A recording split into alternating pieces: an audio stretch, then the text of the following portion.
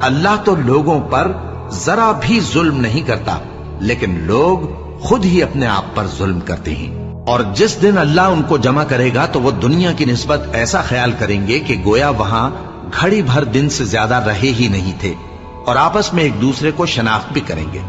جن لوگوں نے اللہ کے روبرو حاضر ہونے کو جھٹلایا وہ خسارے میں پڑ گئے اور راہیاب نہ ہوئے۔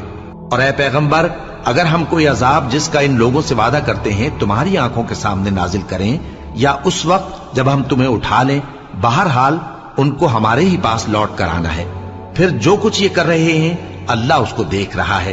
اور ہر ایک امت کی طرف پیغمبر بھیجا گیا، پھر جب ان کا پیغمبر آ جاتا ہے تو ان میں انصاف کے ساتھ فیصلہ کر دیا جاتا ہے اور ان پر ظلم نہیں کیا جاتا۔